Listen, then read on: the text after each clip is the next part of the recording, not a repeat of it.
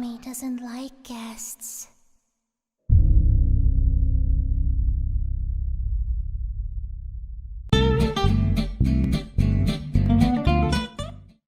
Tham gia ngay đi chờ chi. 300 DGX trị giá hơn 25.000 USD sẽ dành cho 300 người may mắn khi tham gia sự kiện Giveaway NFT được tổ chức bởi DigiBounce và Mod Game. Chương trình sẽ diễn ra từ ngày 30 tháng 4 năm 2022. Hãy nhanh tay tham gia ngay để trở thành một trong những người may mắn nhất nha. Thông tin chi tiết được cập nhật ở fanpage Mod Game Channel. Các bạn có thể truy cập bằng đường link được đặt ở dưới phần bình luận. Sau khi ra mắt, Puppy Playtime Chapter 1 đã khiến cho game thủ chết khiếp với gã Huggy Wuggy thích ôm ấp. Nhưng câu chuyện chưa dừng lại ở đó khi chàng cựu nhân viên hãng đồ chơi là phải đối mặt với hiểm họa mới mang tên Mẹ Nhện Hồng, Mommy Long Legs. Nhưng khoan bàn tới chuyện đó mà hãy trở lại với nhà sản xuất Mob Games khi họ nhận được nhiều lời tán dương từ game thủ với màn trình diễn tuy ngắn nhưng cũng đủ để hiểu bầu không khí cũng như phong cách kinh dị của game này. Tất nhiên thế giới rộng lớn thì kiểu ý kiến nào cũng có thể xuất hiện. Một số người chơi có phần hơi khắt khe khi gọi chương 1 là bản demo kỹ thuật có tính phí. Có lẽ sau vụ NFT hơi quá lố, Mob Games không muốn game thủ có cái nhìn tiêu cực về mình, nên hãng đã quyết định ra mắt Puppy Playtime Chapter 2 một cách bất ngờ với độ dài gấp 3 lần và chuyển phần đầu thành miễn phí. Vụ cho miễn phí này đáng lý ra là một điểm tích cực nếu nó không bị đi kèm với màn bị lỗi không tìm thấy chapter, dù cho người chơi đã mua và tải các bộ về máy. Mãi cho đến hơn một ngày sau khi chương 2 chính thức ra mắt, nhà phát triển mới công bố cách vào game tạm thời trên nhóm Discord của Puppy Playtime cho những người gặp lỗi không tìm thấy Chapter 2. Theo đó, cách giải quyết là bấm nút Play trong phần Library trên Steam, trong khi họ tìm cách sửa lỗi trong bản cập nhật sau. Hay à, quả là có phần hơi phiền toái vì không thể chơi ngay ngoài desktop mà phải lọ mọ vào Steam, vào Library, chọn game rồi bấm. Nhưng thôi, chơi được cũng ngon rồi. Bây giờ, hãy cứ tạm bỏ qua những rắc rối bên ngoài. Chúng ta hãy cùng bước vào phần cốt truyện của trò chơi nha. Tóm tắt Chapter 1, câu chuyện đã qua. Trước khi bước vào Chapter 2, chúng ta hãy nhớ lại phần đầu một chút. Câu chuyện của Puppy Playtime bắt đầu với hành trình của người chơi trong vai một người nhân viên cũ của công ty Playtime Co. Đây là công ty chuyên sản xuất đồ chơi. Họ nổi tiếng với sản phẩm Puppy, là một búp bê dạng robot có thể ứng xử như một con người. Công ty làm ăn khấm khá và nhanh chóng trở thành một ông lớn trong ngành sản xuất đồ chơi. Họ tiếp tục đưa ra ý tưởng mới là cải biến nhà máy thành một địa điểm tham quan cho trẻ con nhằm giới thiệu sản phẩm, thương hiệu cũng như quy trình sản xuất đồ chơi độc đáo của mình. Cho đến một ngày, tất cả nhân viên của Playtime Co biến mất một cách bí ẩn. Khu nhà máy rơi vào tình trạng bỏ hoang suốt nhiều năm. Mọi thứ gần như rơi vào quên lãng cho đến khi bạn, một nhân viên cũ của công ty, trở về quyết tâm tìm ra bí ẩn khiến cả công ty gặp họa. Sau khi tìm được Grab Pack, bộ công cụ đặc biệt do Playtime Co chế tạo, bạn tìm được một số manh mối về những thí nghiệm bí ẩn diễn ra trong nội bộ công ty. Sau đó bị con búp bê lông lá màu xanh khổng lồ Huggy Wuggy đuổi giết những một sinh vật săn mồi thiếu thiện. Bạn thoát khỏi cuộc truy đuổi bằng cách phá hỏng hành lang sắt khiến Huggy Wuggy ngã từ trên cao xuống mất dạng. Từ đây, bạn bước vào căn phòng cuối cùng, mở cửa lồng kính chứa mẫu gốc của búp bê Puppy. Con búp bê bất ngờ cử động, phát ra tiếng nói và hết game. Puppy và những bí mật của Playtime Co. Chapter 2 bắt đầu với hình ảnh của một sản phẩm nổi tiếng khác được Playtime Co quảng cáo. Đó là con búp bê co giãn màu hồng mang tên Mommy Long Legs. Đặc điểm của con búp bê này là có thể co giãn các bộ phận cơ thể như tay, chân, cổ, hông một cách đầy dẻo dai. Đây chính là một món đồ chơi kỳ lạ mà hấp dẫn thế hệ mới dành cho những đứa trẻ. Trở lại với nhân vật chính, sau khi Puppy thoát khỏi chiếc lồng kính đóng vai trò nhà giam suốt nhiều năm, thì nó đã biến mất sau vài câu chào hỏi xã giao. Bạn còn lại một mình trong căn phòng với chiếc lồng trống không. Con đường trở ra đã bị đóng kín bằng bàn ghế, nhưng cánh cửa trước đây bị kẹt bởi chiếc kệ sắt nặng nề đã được mở. Phía cuối hành lang là một cánh cửa với cái tên Elliot Ludwig bên trên. Ai cũng biết đây chính là ông chủ và cũng là nhà sáng lập của Playtime Co. Đây có thể là phòng giám đốc, nhưng nó đã bị khóa. Chìa khóa được bạn tìm ra trong một căn phòng ngách của dãy hành lang. Khu vực này có vẻ như đã bị sụp đổ theo thời gian với các rãnh tường, nền nhà bị sập xuống, tạo thành cái hố vực trông khá nguy hiểm. Nhưng bạn không để ý lắm mà dành sự quan tâm cho chiếc chìa khóa cực kỳ bắt mắt với phần chui hình hoa anh túc, biểu tượng của búp bê Puppy. Bên trong phòng làm việc của Elliot có nhiều bức tranh do trẻ em vẽ về các sản phẩm của công ty được dán đầy trên tường. Cuộn băng trên bàn là một đoạn phóng sự tri ân Elliot, một người đàn ông vượt qua nỗi đau mất người thân để làm việc không ngừng nghỉ, tạo nên công ty Playtime Co. lớn mạnh như ngày nay. Playtime Co. is the product of a great man by the name of Elliot Ludwig. Divorced, but a family man at heart. His sights were always set on bringing amazing toys to amazing children around the globe. Ludwig spent countless hours in the factory, working overtime relentlessly in an attempt to continuously innovate and surprise. In the 1960s, an unfortunate family death had pushed Ludwig down to his lowest. But with so much ambition, he rose back up and continued to fulfill his vision for the Playtime Co. toy factory. Ludwig could never be content leaving a project unfinished. But just how did one man come to create such an astounding empire? How did he manage to stay determined even after suffering such a tragic loss? It all began in the fateful year of 19...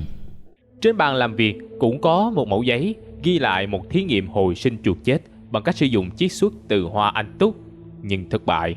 Có vẻ do mất một ai đó trong gia đình nên Elliot đã tạo nên Playtime Co. Sau đó sử dụng nó làm bình phong để che giấu việc nghiên cứu cách hồi sinh người chết ẩn dưới vỏ bọc nghiên cứu phát triển đồ chơi. Từ một lối đi bí mật trong phòng của Elliot, bạn thoát ra một nhà kho nhỏ và gặp lại Puppy tại đây. Nó giải thích rằng sau nhiều năm bị nhốt trong lồng kính, nó cũng muốn thoát ra bên ngoài đi tìm tự do, nên đề nghị hợp tác với bạn. Nó có trong tay mật mã để mở cửa thoát ra ngoài, nhưng cần bạn để tiến hành các bước mở đường, bởi một con búp bê nhỏ như nó không thể làm được. Bạn thoát được ra khỏi phòng làm việc của Elliot với sự hướng dẫn của Puppy. Cả hai hướng đến khu game station với ý định sử dụng chiếc xe lửa đồ chơi mà Puppy có mã kích hoạt và dùng nó để thoát khỏi khu nhà máy. Tuy nhiên trên đường đi, Puppy bất ngờ bị một sinh vật mới màu hồng có tên Mummy Longlegs bắt đi mất. Bạn lập tức đuổi theo, nhưng khi chuẩn bị kích hoạt cửa vào khu game station thì bị Mummy Longlegs cướp mất bàn tay màu đỏ trên grabback. Nó còn dùng tơ nhện bịt chặt miệng Puppy, khiến con búp bê nhỏ không thể nói gì được. Mummy Longlegs nói rằng nếu để Puppy đưa mã khởi động xe lửa cho bạn dễ dàng thì chẳng vui chút nào. Vì vậy, điều kiện sẽ thay đổi một chút là code sẽ bị xé rời và giấu tại các trò chơi trong khu game station. Thắng một trò có một code, khi nào gom đủ thì ráp lại thành mật mã, khởi động hoàn chỉnh để chạy thoát khỏi nhà máy. Nó mở cửa cho bạn vào và không quên cảnh báo, hãy ngoan ngoãn chơi theo luật, nếu không sẽ bị giết chết theo cách kinh khủng nhất. Game Station, khu trò chơi tử thần. Đến khu vực mới, nhân vật chính nhận thấy khu vực Game Station khá rộng lớn, với điểm nhấn là chiếc xe lửa đổ trên bục cao ngay trung tâm căn phòng. Bục cao này đóng vai trò như nhà ga và cũng là trung tâm điều khiển của cả trò chơi. Nó được thiết kế để các em thiếu nhi vào căn phòng, trải qua 3 trò chơi thử thách vui nhộn và lên xe lửa di chuyển sang khu vực khác. Giờ đây, bạn cũng sẽ chơi 3 trò chơi này với các cần gạt tương ứng. Tuy nhiên, có một điều mà bạn lo lắng là không biết Mummy Longlegs đã cài thứ quái quỷ gì vào các trò chơi, khi đây là lãnh địa của mụ ta suốt nhiều năm trời.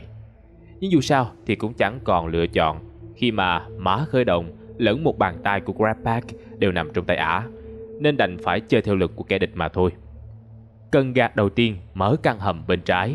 Đây là khu vực trò chơi đầu tiên dành cho khách tham quan có tên là Musical Memory. Hành lang của căn hầm bị sập, vì vậy bạn phải đi qua một đường hầm bị ai đó đào vào trong lòng đất.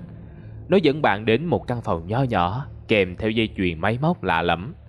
Cuộn băng video màu xanh lá cho biết đây là dây chuyền sản xuất bàn tay màu xanh lá. Một bàn tay mới có công dụng đặc biệt là sạc lưu điện trong vòng 10 giây. Bạn quyết định sửa chữa lại dây chuyền sản xuất để lấy bàn tay xanh lá thay thế cho bàn tay đỏ bị Mummy Longlegs cướp mất. Sau khi có đầy đủ 2 bàn tay cho chiếc grabback, bạn tiếp tục hành trình và đứng vào vị trí người chơi của trò Musical Memory. Gian phòng này được thiết kế như một sân khấu tròn biệt lập và các nút được hệ thống đẩy lên từ phía dưới, ngoài tầm với tay thường. Phải dùng tay của grabback thì mới có thể chơi được. Sau khi quan sát, bạn nhận ra đây là một trò chơi dạng ghi nhớ. Hệ thống sẽ đưa ra chuỗi màu cùng với các nốt nhạc và người chơi phải nhớ thứ tự để dùng bàn tay đẩy đúng nút tương ứng. Nếu sai thứ tự sẽ phải làm lại, nhưng thời gian xử lý càng lâu thì chú thỏ Benzo Bunny cầm chập chan ở phía trên sẽ càng được thả xuống gần hơn. Nếu chú bắt được bạn thì game over. Trong lúc bạn đang hết sức căng thẳng, ghi nhớ, thì Mummy Longlegs có mặt ở phòng quan sát để thưởng thức màn chơi vượt thử thách của bạn một cách đầy thích thú. Trò chơi tiến triển thuận lợi, độ khó ngày càng cao, nhưng bạn vẫn tập trung để xử lý tốt. Tuy nhiên hệ thống bất ngờ bị hỏng khiến chuỗi lệnh biến thành một dãy không thể nào giải được. Bạn nhanh trí dùng tay ấn đúng nút thoát khẩn cấp khiến toàn bộ trò chơi bị phá hủy.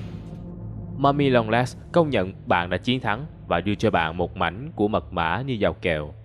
Sau một hồi mò mẫm trong khu vực trò chơi bị hỏng, bạn thoát ra được căn phòng chính qua đường hầm dành cho nhân viên.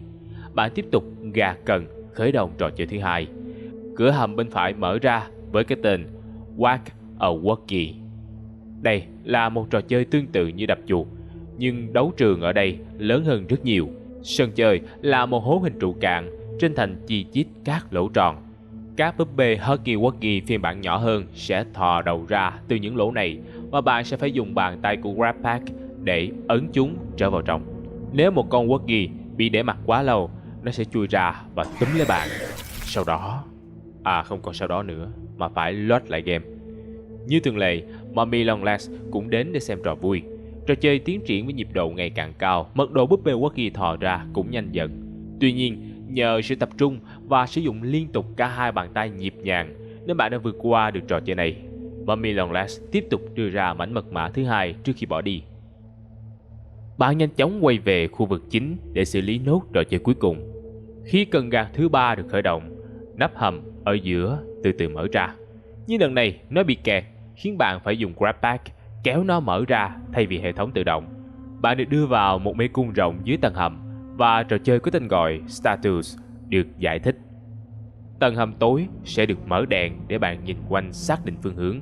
Bạn chỉ được di chuyển khi đèn tắt và khi đèn sáng thì phải đứng im.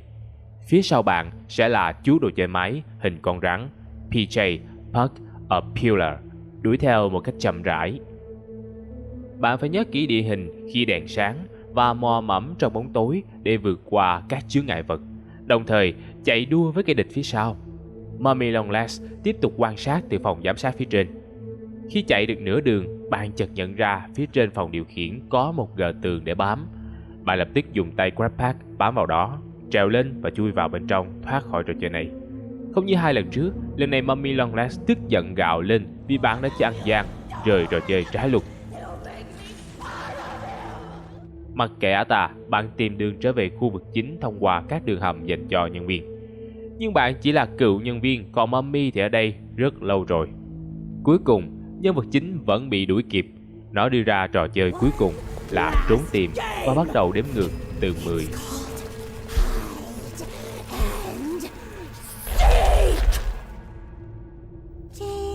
Cánh cửa phía sau tự động mở giúp bạn rời khỏi hành lang, chạy xa khỏi Mummy. Bạn chạy sâu vào khu vực phức hợp bên dưới tầng hầm và xuyên qua các lỗ thủng trên sàn, trên tường. Tiếng đếm xa dần, tới 1 thì im bặt. Bạn biết rằng cuộc chơi sinh tử đã bắt đầu. Lang thang trong các căn phòng, bạn tìm cách mở thêm các lối đi nhằm tìm lại đường trở về khu vực chính. Lúc này, Mummy cũng đang lùng sục trong khu vực để tìm bạn. Nhưng mỗi khi bị tìm thấy và truy đuổi thì bạn lại nhanh trí nấp vào một góc khuất và chờ nó bỏ đi. Trong khu vực này, bạn tiếp tục tìm thấy một số tài liệu cũ còn sót lại, trong đó có cả một văn bản nói về thỏa thuận giữ bí mật của Playtime Co. Theo đó, các nhân viên quan trọng được trả đến 100.000 USD để đổi lấy sự im lặng về những dự án mà công ty đang nghiên cứu trong khu phức hợp dưới tầng hầm. Một số tài liệu cũng mô tả tính cách kỳ quái của Mummy Longlegs khi cho biết sản phẩm này rất thích trẻ em và có sự nhạy cảm của một người mẹ. Nó sẽ nổi điên nếu không được thấy trẻ con trong vài ngày và chăm sóc đám mẫu thí nghiệm trong hầm như những đứa con của mình. Cũng chính vì vậy, nó dễ nổi điên nếu có ai đó không nghe lời và phá vỡ luật chơi do mình quy định. Sau một thời gian đuổi bắt, có lẽ đã mất kiên nhẫn, Mummy bắt đầu khoanh vùng vị trí của bạn, sau đó dùng tơ nhện cô lập các khu vực và nhảy ra truy đuổi ráo riết. Trong lúc bỏ chạy, bạn nhanh trí ấn nút khởi động máy nghiền công nghiệp đặt ở trong hành lang và những bộ phận tay chân dài lồng thòng của Mummy bắt đầu phản tác dụng. Chúng bị cuốn vào máy nghiền, kéo cả cơ thể theo và giết chết nó trong nháy mắt.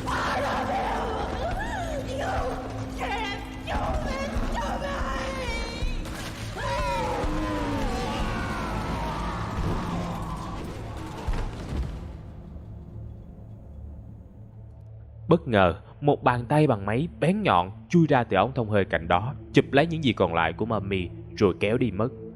Rõ ràng, ngoài Huggy Wuggy và Mummy Longlast, vẫn còn những thứ đáng sợ đang lởn vởn quanh khu nhà máy bị quỷ ám này. Như thường lệ, kết thúc là khởi đầu mới cho Chapter 3. Quay lại với mục tiêu trước mắt, bạn tìm ra con đường dẫn đến khu vực chính Game Station, nhưng lần này là hành lang trên cao dẫn vào phòng điều khiển. Tại đây, bạn cứu được Puppy đang bị bịt miệng và mẩu giấy ghi mật mã khởi động cuối cùng để ngay cạnh đó. Puppy hối thúc bạn đi xuống nhà ga và vào bên trong chiếc xe lửa đồ chơi khổng lồ. Sau khi kết hợp các tờ giấy gợi ý, bạn đoán ra được thứ tự mật mã khởi động xe lửa và bắt đầu cho nó di chuyển.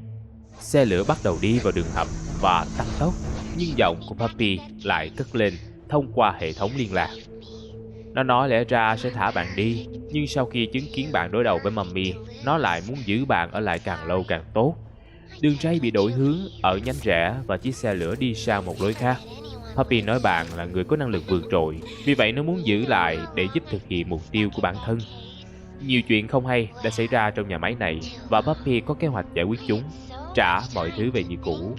Vì vậy, nó cần một cánh tay đắc lực như bạn để giúp đỡ trong hành trình này.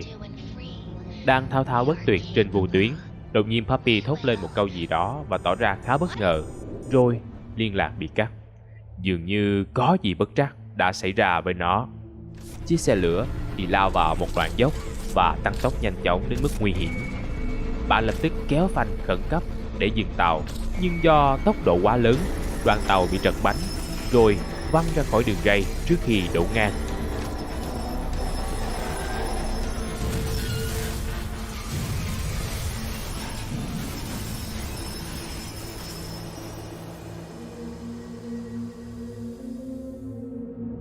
Bạn lờ mờ tỉnh lại sau tai nạn, trong khi đoàn tàu bị hư hỏng nặng và bốc khói. Không biết Puppy giờ ra sao và bản thân thì đang ở đâu. Phía sau đám khói lờ mờ ngoài cửa kính của buồng điều khiển, bạn nhìn thấy một cột chỉ đường có ghi hai chữ Play Care. Các bạn có nghĩ rằng đó là gợi ý của Mob Games cho phần game tiếp theo của series Puppy Playtime? Là tên của chapter tiếp theo? Hay sẽ là một con boss đáng sợ khác đang đợi bạn đối đầu trong một khu tên là Playcare tại cái nhà máy chết tiệt này?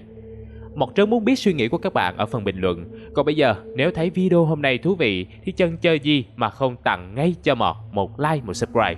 Hẹn gặp anh em vào các số phát sóng tiếp theo. Em đang cảm nghiệm ở trong đây, Kim là bạn mất định hướng đông tây.